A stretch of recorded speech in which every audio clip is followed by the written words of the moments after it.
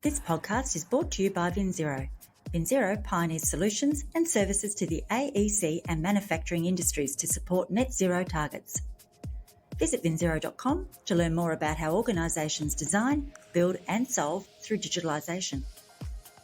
From VinZero to you, welcome to our Think Future podcast series. Each week we'll share conversations with industry leaders from around the world to find out how they're thinking future. Subscribe to VinZero Think Future for access to more episodes, interviews and profiles. For nearly 50 years, Serge Ferrari has been designing, developing and manufacturing innovative composite fabrics for light architectural and exterior landscaping applications. From solar protection, tensile architecture, modular structures, furniture and marine, their solutions combine aesthetics with durability, comfort and eco-responsibility, supporting their mission to act now to build a better tomorrow. We're joined today by Nitin Govila, Senior Vice President, Asia Pacific and MEA. Welcome to the program, Nitin. Thank you. Thanks for inviting me, and I'm happy to be here speaking to you. So for those who may not have heard of the brand name Serge Ferrari, can we perhaps start with an overview of the brand and the business? Yeah. So Serge Ferrari, we are turning actually as a company 50 years. We'll be 50 years young in 2023. It's a French company, world leader in composite materials, manufacturing and selling and distributing. And composite material means working across different kinds of technical fabrics for interior, outdoor, exterior applications. Our main manufacturing is based in a town which is 45 minutes from city of Lyon. And we also have manufacturing setups across the world in Germany, in Switzerland, and recently, a few years back, we also have one in Taiwan, in Asia. And for further context around the types of products you produce, what are some of the better-known installations around the globe for the Serge Ferrari's architectural range? Well, actually, there are many. It depends on which part of the world people are in. So if I talk about, say, Australia, Bangalore is a very most talked about project. Or in China, recently in the Beijing Bird Stadium, which was used in the Winter Olympics. The inside ceiling material is a non-combustible acoustic fabric. We've done plenty of cricket stadiums, whether it's at Lords in India. Then if you come to France, the two Olympic Lyonnais, the Marseille Stadium, which is part of the French League. US also, we have some big structures and shading structures and stadiums, which we've done. Then the World Cups when it was in South Africa. Recently, Dubai Expo. I think nearly 19 pavilions have been done. The conical structure, the color structures, the fabrics on the roof, the facades. In fact, the sustainability pavilion has been done by the fabric facades. Then the biggest iconic Burj Al Arab. If people know, when they go to Dubai, it's the mascot kind of Dubai. The fabric, it's the facade which is actually by fabric membrane. So it's an interesting one, and it's already touching more than 25 plus years. Maintains its quality, maintains its whiteness and beauty still. And there are also a number of niche products specific to the built environment as well. Can you tell us about some of those? So for the built environment, we have a lot of non-combustible products. We have Stamisol. It's a waterproof, highest category non-combustible skin, which you put on a facade. So if, say, for example, you're using an aluminum bond facades or any kind of facade. So between the concrete and that facades, you can put that. So in that sense, as a complete concept, the building classifies to the new fire code.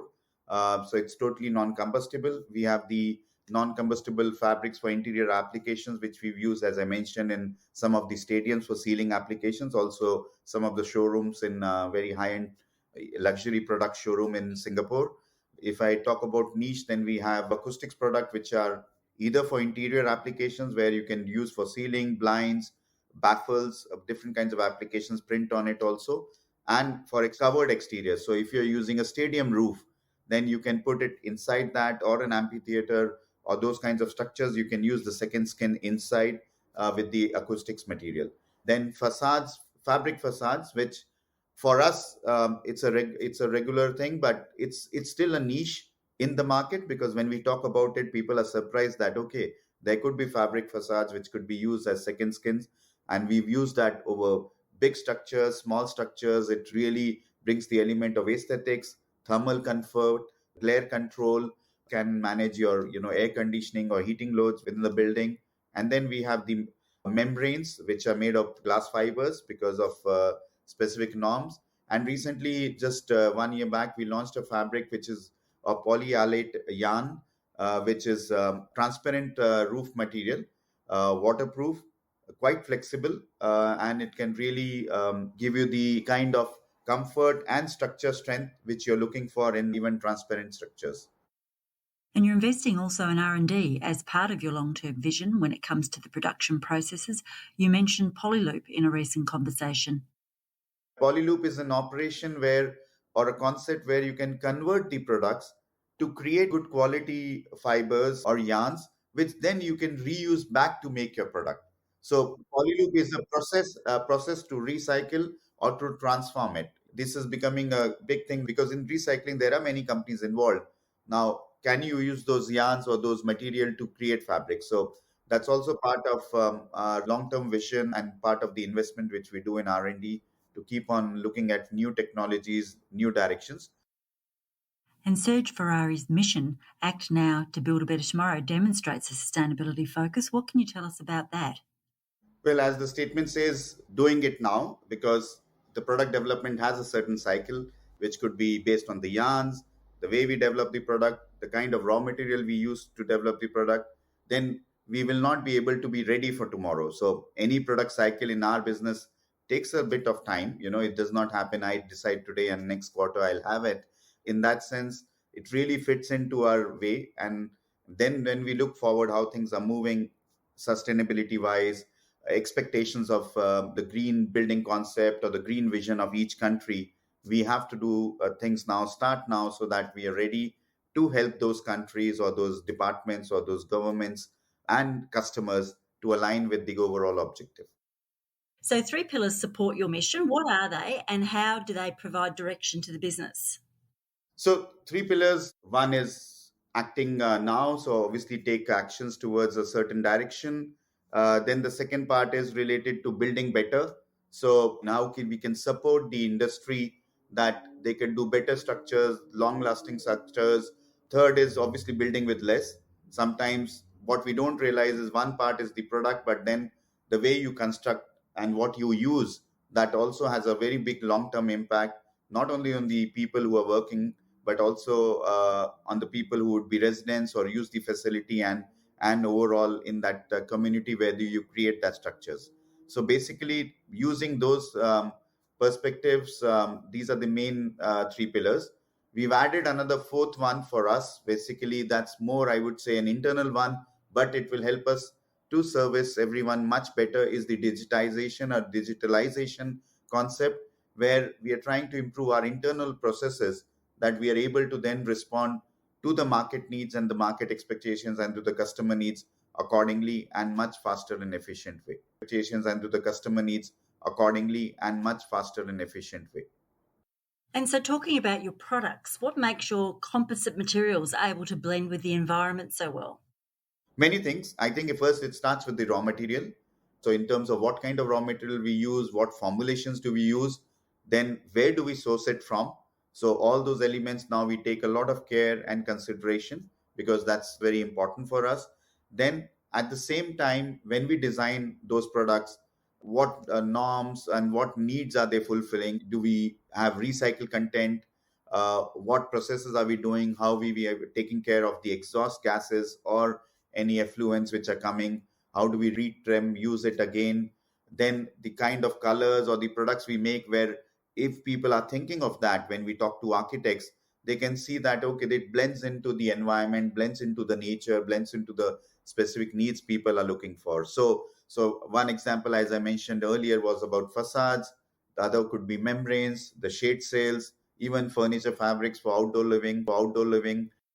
And sustainability and the environment is a major consideration for Serge Ferrari. So, what are some of the innovations that have been developed specific to the focus now on circularity for the built environment?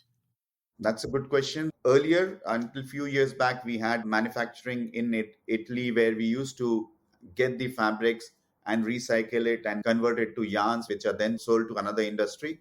Over the last few years, we decided to go in it ourselves through a startup concept we created where we call it Polyloop, which should be launched next year. It's in the test phase in France. It's kind of a box modular concept where a small manufacturing unit is created in a container box where you can just put it besides your plant or connected with your manufacturing, and you can start converting the fabrics or membranes to make real first quality yarns which can then go back into the industry or for some other purpose. Then through our R&D, the kind of products we want to develop, maybe using sometimes more water, less water, sometimes using different kind of resins, pigments, even the element I talked about, that how to use recycled fibers to make a different kind of membranes and products. So these are many things on that. Then in our manufacturing, what processes we use, how do we use the energy, how do we save the energy, and those kinds of elements. Then in terms of working, our offices, how do we manage the workflow internally to do that. So it's not only about products, we are also really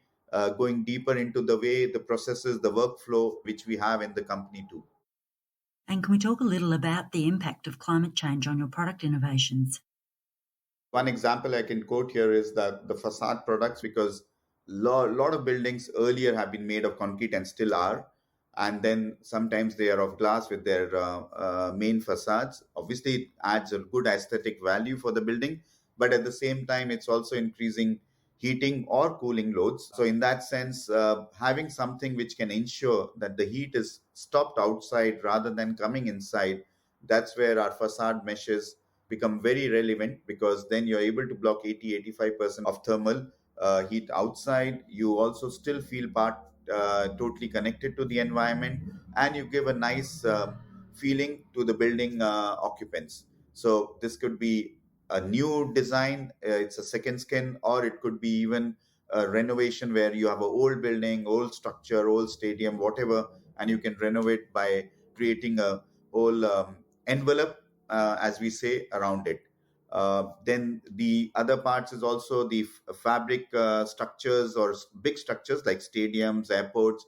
Instead of using the classical materials, you can use these fabric membranes which gel well with the environment and the needs, provide a good level of translucency, support light, and so obviously you can use the same structures or the same space for longer time rather than then using lighting to light it up if you're using a opaque structure or roofing. And you have some interesting developments around supporting energy solutions. As we know now, the energy prices are going up. Biogas is a very growing market. We are not creating the process. So the biogas process of conversion, the waste or whatever waste you may say, plant waste, animal waste or whatever, every country or every part of the world may have their own unique technologies. But where the conversion happens, that space has to be protected. Now, classically, people have been using concrete, but then that degrades, you have to maintain, and some other challenges you face. Now, we have a fabric which, if you use as double skin or single skin, depending on the size of the biogas converter or the balloon, you actually can use it for longer time, and the fabric does not degrade even with the strong gases which are there when that conversion process is happening. So it protects that environment. It's also in a certain color like green, which kind of integrates well in that sense. So aesthetically, it's also pleasing. So that's where having a fabric which can last, does not degrade, so that there's no leakage even to the environment is very important. And if I may add, it's also the element of design. How do you design? How do you fix it? That's where also we have partnership with certain companies in certain parts of the world, which ensure that the design also is strong along with the fabric to ensure that safety and a good output and quality of conversion. Are you looking for a digitalisation and net zero partner to help you achieve your goals? Join the thousands of AEC and manufacturing customers globally who have turned to VinZero to start their journey toward a net zero future. With 32 offices around the world, VinZero can connect you to the right technologies and workflow processes so you can maintain your competitive position and increase profitability. VinZero has an industry expert to help you navigate the best pathway forward wherever you are on your digitalisation and net zero journey. Visit vinzero.com to find out more. And what is it about the composite makeup of the products that provides durability and longevity? Yes. So again, it starts from the yarns. How do you make the yarns? What raw material do you use to make the yarns? Then after that, how do you treat them? After the treating, what's how do you say warp or weave? I mean, those are the classical ones. And then finally, the formulations of resins, pigments, whatever you're using for the coating, that's where the real intelligence comes, which is leading you to provide the longevity. Because in some of our products, we also give 20, 15, 20, 25 years warranty.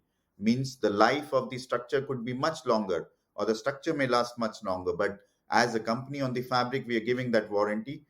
The key part here, sometimes people don't understand is, and it's natural that if there's somewhere they see a faulty structure, they kind of end up blaming the fabric. But most of the time, it is not like that. Most of the time, it's dependent how the structure is designed, because there are needs of technical software which you use, which depending on which part of the world you are, what's the rain load there, what's the wind load there, you are on the coast or interiors, what kind of environment is there, it creates those safety factors.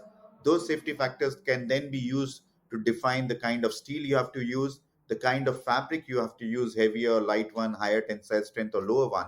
That is very key. And then the final thing is the installation and the fixing. So there are many elements to make it really a good structure. So, if you're warranting the products for 25 years, and we know that climate events are happening and they're occurring at a regular rate and temperatures are going up, how are you accommodating for that in the manufacturer warranty? That's what we keep on studying, because then we kind of keep on testing. There are labs in Europe, in other parts of the world, which do a simulated conditions, and they keep on testing that.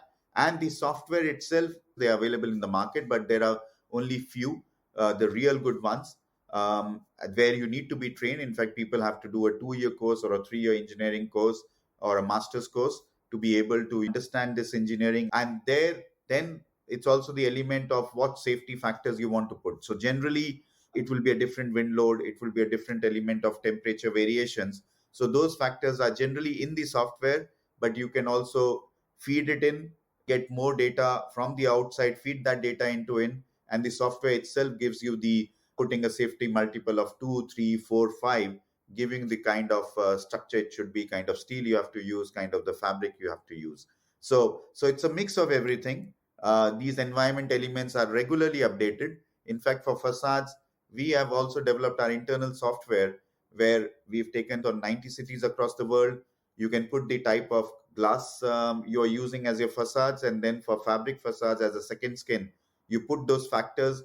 It can tell you the kind of change you can look at in terms of temperature or other things for the building. So we obviously keep on updating that as things change across the environments, because there are a lot of studies which are being done regularly on the temperature changes. So we keep on using that data to update our own developments also. You have some best practice principles around the use of PVC as well. What can you share about that? Yeah, so this best practice is a very interesting concept. It's important to understand how those materials are also produced or made. So, what the best practice concept of Australia and the Vinyl Council they have done is that there they go to the upstream process of a company, to the element that where are you sourcing your raw materials from, how are they processed, and then even the raw material suppliers, how are they producing or making those raw materials to supply to you. So it's a full analysis of the downstream chain. It takes a lot of time. It's 2-3 years, takes a lot of efforts and money, and we've been able to pass that for many of our products which are used in solar interior and exterior solar protection, and even for the big structures in Australia. So I mean, it's very interesting. And then every 2-3 years you have to renew. There's some processes to be followed for that. So it's a nice way to say that let's start the intermediate step to see actually, are the processes good, are the processes correct in the way the things are being done, which itself is a good start in that direction. And with the emphasis now on renovating and retrofitting from a circularity standpoint, can you provide an example of where a facade can be used to retrofit or provide a new look to an existing building? Yeah, so let me take one big and small. So let's assume a stadium, very old, 15-20 years, right? And the amount of money or the local city council has to pay and change things for 2, 3, 4 years to bring down a stadium. It's not used, so there's a loss to the exchequer and everything there. um, Either you can paint, but sometimes stadiums are made in such a way that the painting will not create that effect, or you try to say, okay, let's because it's a lightweight material, you can easily create light structures and envelop the whole building. So not only it creates that aesthetic and new look, you can play with the lighting, you can print on it, and at the same time it brings comfort even to the spectators who are inside the stadium, because depending on the time of the day, and if it's an open and a day match in that sense and there's a lot of heat, it protects you from that. Obviously the heat still will come from the top, but at the same time from the sides, and also from the rain, it protects you well on that. So that's an example of renovation. Now if you look at more in a classical office building or even a residential building, depending on the type of facades, you have a lot of heat coming inside the building, and it's old one. Obviously it's not easy to move out the residence just like that. So there again, you can envelop it, make a nice design. You can even create your own brand design or color or printing, and what it will do is it will immediately block the nearly 80-85% of the heat coming inside the building. So even though you may have the best of blinds, when you block the heat outside, then in the end you can really manage the air conditioning load and the glare, because sometimes in certain parts of the world the sun is at a lower level, so it comes directly in your eyes. So you can manage that, and you can play then both with the exterior facades and with the blinds. Otherwise, if it's only there's no facades, the light, the heat still comes inside. So while you can have a good blind to to make your space comfortable, but the heat is inside the building, so it does not help you too much on the air conditioning load and those elements. So when you have an exterior part, you really bring many elements of aesthetics, thermal comfort, with glare control, and other functional features which having an exterior facade can bring, and very fast also. Serge Ferrari are also innovating and developing products in response to other market conditions such as COVID, aren't they? The year of 2020, we were supported, our R&D was supported also by the French Ministry of Defense. We developed on two of our products a special coating called Ajivir coating, which could kill, and it was tested and proven, it could kill 99% plus of the COVID virus and other viruses or the coronavirus's family within a certain amount of time, say 15 minutes. They was, initially pushed for people to put in supermarket carts. You can put on door handles. You can put on the panels where people may stand or touch. So there were different applications. And now we've used the same coating in one of our blinds, which becomes as a standard product. So you can use it even for clinic, hospital, medical applications in these medical facilities in that sense. So that was the development we did. Obviously, as COVID changed and things changed, the interest also changes, because people say, "Well, now why should I invest on this?" Because, okay, I mean, everybody is either vaccinated, so the concept changes. But having realized that, also we said, okay, we have the technology, we have the know-how. If we can also transfer it to some of our products, so whether it's maybe some of our furniture products, maybe it's like I mentioned about a blinds, a product of fabric which can be used for interior blinds, then it makes it very interesting, targeting a specific market segment for long term, whether corona or COVID or not, in that sense. So, Nitin, we're coming to the end of our time together on our Think Future podcast. In a recent conversation we had, we were talking about Serge Ferrari's investment in R&D. So when you think about the future and you think about the innovations that you know are in your roadmap, what is it that excites you the most? I think to have fabrics or membranes made out of alternative materials, it could be recycled, it could be some very unique materials which are coming from certain parts of the world. These are continual developments we continue to do. As people in the field, it's our also a job to give that feedback to R&D that this is the trend we are seeing. So that becomes very important, and now we are working much closer also in that sense. So this element is also key, and I think this what really excites me, because the direction we are taking is to ensure that both product and sales and R&D will work more and more closer with each other. So this way we hear the voice of the market much faster, much deeper, and then we are able to also influence the direction the R&D or the innovation has to take. It's been great having you on the program, Nitin, and we're looking forward to seeing more of Serge Ferrari's innovation. Yeah, my pleasure too to be here, and thank you for taking out time and having me here, and I look forward to remain connected. This podcast was brought to you by VinZero. VinZero help the AEC and manufacturing industries keep pace with digital change and achieve their technological and sustainability leadership goals. VinZero is a company that cares about creating and building a better world. Together, we are working with industry and environmental experts, providing forums and platforms through our VinZero Think community to create conversations that matter to our future generations. We invite you to join in the conversation and participate in our Think community. Like and subscribe to Think Future to stay up to date with the latest innovations and conversations as we take AEC and manufacturing around the world closer to zero. You can download our podcasts at vinzero.com or from your favourite podcast platform. From VinZero Think Future, thanks for listening.